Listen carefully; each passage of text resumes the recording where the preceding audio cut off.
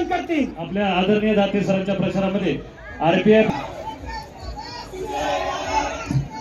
प्रचाराच्या सभेला ज्यांचं मार्गदर्शन झालं असे महाराष्ट्र राज्याचे उपमुख्यमंत्री माननीय अजितदादा पवार साहेब, ज्यांच्या प्रचारार्थ आज आयोजित केले गेले असे या पारनेर विधानसभेमध्ये असलेले आवडते आणि लाडके, जे कुठल्याही संकटात सातत्याने हसमुख चेहरा ठेवतात आणि ज्यांना पाहून संगमनेरच्या आमदारांची आठवण येते, असे आमचे गॉगल घातलेले माननीय सुजितजी झावरे पाटील, सगळे मान्यवर आज या स्टेजवर आलेले आहेत। आता इथे जेवढे आहे या स्टेजवर आणि जेवढे आहे समोर मांडवात, जेवढे पुरेसे आहे, इथं येणाऱ्या 23 तारखेला घड्याळ या चिन्हासमोरील बटन दाबून 20 तारखेला 23 तारखेला घड्याळ हे चिन्ह घेऊन या सगळ्या मंडपामध्ये असलेल्या प्रत्येक माणसाने जर प्रामाणिकतेने काम केलं तर दाते सर या मतदारसंघाचे आमदार झाल्याशिवाय राहणार नाही। सर्वात प्रथम मी माझे सहकारी मित्र, माझे बंधू माननीय विजयजी आवटींचे मनापासून आभार व्यक्त करतो।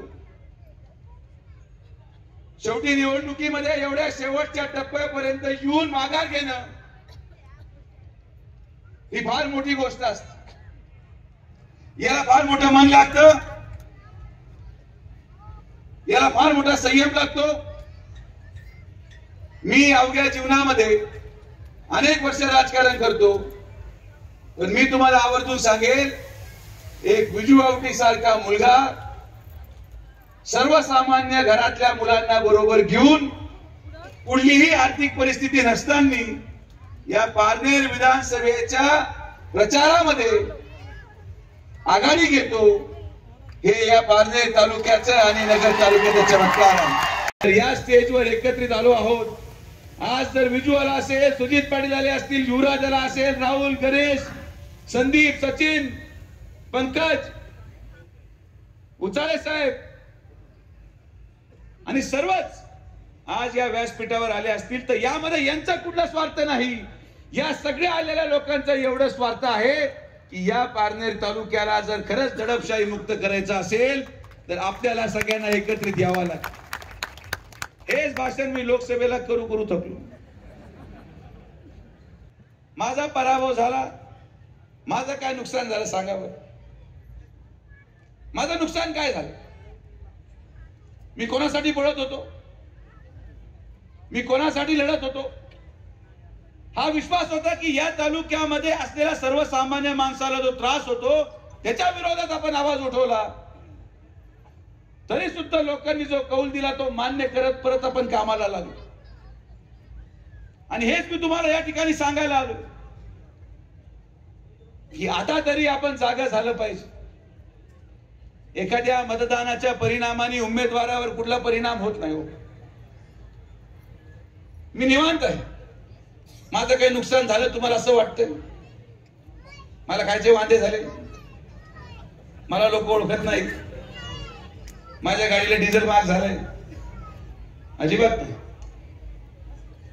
पण जो नुकसान झालं, तुम्ही या पारनेर आणि अहिल्यानगर दक्षिण लोकसभेची युवा पिढी 5 वर्ष पाठीमागे पाठवून दिली। जो विकासाचा रथ घेऊन मी या तालुक्याच्या आणि या जिल्ह्याच्या युवकांसाठी स्वप्न बांधलं होतं, तो पूल तुम्ही तोडून दिला। आणि आता युवक ज्यांना मी रोजगाराच्या मार्गाने लावत होतो, आज ते युवक तुम्हाला नदी पात्रामध्ये वाळू उतरताना सापडतील। हे या तालुक्याचे शोकांतिका आहे। ज्या युवकांना आपण सुख आणि समृद्धीच्या मार्गाकडे नेण्याचा प्रयत्न करत आहोत, आज ते युवक मटका आणि जुगाड्याच्या मार्गे लागले। हे कोणाचं कौतुक आहे? पण अजूनही आपली संधी गेलेली नाही। आपल्याला ही संधी आज चालून आलेली आहे। विजू थांबला काही हरकत नाही, त्याचा संकल्प युवकांच्या रोजगारासाठी होता।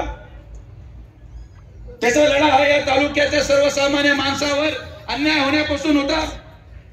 लोकसभेचा निकाल लागल्यानंतर समोरच्या निवडून आलेल्या उमेदवाराच्या प्रत्येक कार्यकर्त्यांनी माझ्या प्रचार करणाऱ्या कार्यकर्त्याच्या घरी घुसून त्याला मारलं। प्रत्येकाला हात लावला, महिलांना सोडलं नाही. जर खरंच विजू आवटी नसता तर आज किती लोक हॉस्पिटलमध्ये ऍडमिट असते याचा अंदाज तुम्हाला नाही. हा एकटा मुलगा तुमच्या पाठीमागे उभा राहिला, आज विजू आला.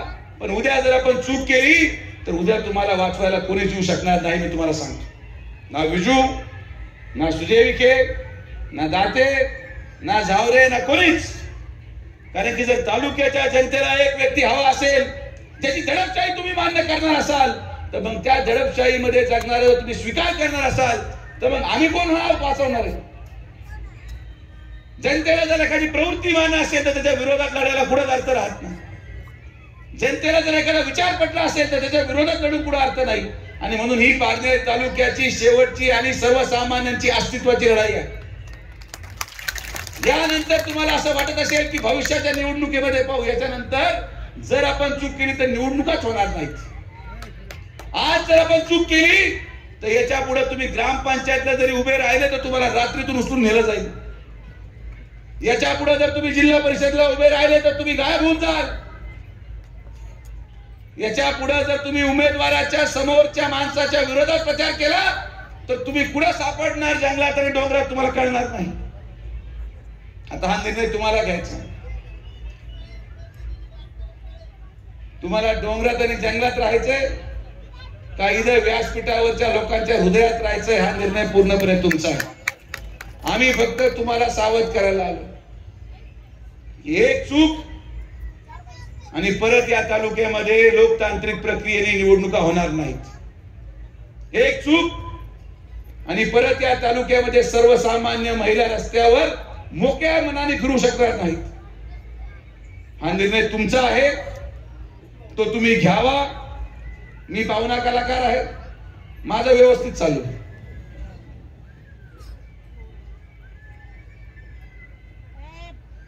लोकसभेमध्ये प्रचार झाला, सामान्य विरुद्ध श्रीमंत, घराणेशाहीच्या विरोधात लढाई लोकांना सांगितली गेली. मग आता काय चाललंय? एकाच घरात खासदारकी आणि एकाच घरात आमदारकी तुम्हाला मान्य आणि मग जर ती तुम्हाला मान्य असेल तर माझी काय चूक होती याचं उत्तर पण या पारनेर तालुक्याच्या जनतेने द्यायला हवं. जर आमच्या घरात काही मान्य नव्हतं तर मग या घरात तुम्हाला कसं मान्य याचं उत्तर या पारनेर तालुक्याच्या जनतेने द्यायला हवं. माझी आपल्याला विनंती आहे की सावध व्हा. आपण सगळेजण एकत्रितपणे हे करू शकतो. निवडणूक आपल्या बाजूनी आहे, लाडक्या बहिणी आपल्या पाठीशी आहे, पीक विमा आलेले शेतकरी आपल्या पाठीशी आहे, सर्वसामान्य युवक आज आपल्या पाठीशी आहे. इथं मी आल्यावर पहिले इकडे महिला होत्या, इकडे ज्येष्ठ होते. विजू स्टेजवर आला, सगळे युवक आले. आता 3 पिढ्यांचे या ठिकाणी पारनेर तालुका इथं बसलेला. ही एक वज्रमुठ आहे. या वज्रमुठच्या माध्यमातून आपल्याला या तालुक्यामध्ये परिवर्तन करायचं.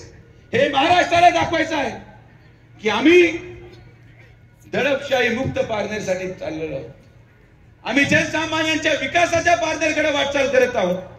माझी आपल्या सगळ्यांना परत कळकळीची विनंती आहे की हा विचार तुम्ही केला पाहिजे. आपण सगळेजण सुज्ञ आहात. या मतदारांनी अनेक वेळेस कौल दिले, अनेक वेळेस योग्य निर्णय घेतले. या तालुक्याच्या निर्णयावर संपूर्ण महाराष्ट्राला विश्वास आहे आणि म्हणून माझी आपल्या सगळ्यांना हात जोडून विनंती आहे की 20 तारखेला घड्याळ या चिन्हासमोरील बटन दाबून आपण सगळेजण आपल्या मुलांच्या भविष्यासाठी, लाडक्या बहिणींना न्याय देण्यासाठी, शेतकऱ्यांना कर्जमाफी होण्यासाठी, शेतकऱ्यांचं वीज बिल कायमचं माफ हो यासाठी आपल्या सगळ्यांना घड्याळ या चिन्हासमोरील बटन दाबून माननीय दाते सरांना या मतदारसंघाची जबाबदारी द्यायची आहे. आणि जसं दाते सर म्हणते, जर दाते सर आमदार झाले तर इथं बसलेला प्रत्येक माणूस आमदार राहणार, हे पण तुम्हाला त्या ठिकाणी सांगतो. त्या माणसाला तुमच्याकडे देण्यासाठी काय आहे काय नाही मला नाही माहित, पण कधीतरी एक सुसंस्कृत आणि संयमी माणसाला निवडून द्या, एवढीच माझी विनंती. माझा कार्यक्रम लावला, त्यांना तरी वाचवा. त्यांना वाचवलं तर आपण वाचू. एवढा लांब माझ्या वडिलांची विधानसभेचा प्रचार सोडून इथं आलो. संगमनेरला माझं भाषण कळालं, पारनेरला कळत नाही, असं कसं होईल? त्यामुळे मला काय अधिक विस्तारमध्ये विश्लेषण करायचं नाही. तुमचं मुलांचं भविष्य तुमच्या हातात आहे. विजूने ते धाडस केलं. मी आज या कार्यक्रमाच्या निमित्ताने शब्द देतो की विजू आणि त्याच्या प्रत्येक युवकाच्या पाठीमागे डॉक्टर सुजय विखे पाटील शेवटच्या श्वासापर्यंत खंबीरपणे उभा आहे. मी सोडून गेलो नाही. लोकांना वाटलं हा पुढे गेला. मी थांबून होतो की कोण लोक पळून जाते आणि कोण थांबते. अनेक गडी निसटले. जे गेले ते कावळे आणि जे राहिले ते मावळे. आता या मावळ्यांना बरोबर घेऊन सर्वसामान्य माणसाच्या जीवावर संघर्ष करून आपण मोठं झालो. जे लोक अवघ्या छोट्याशा गोष्टीमध्ये घाबरून पडून जात असतील, अशा कार्यकर्त्यांची संघटनेला गरज नाही.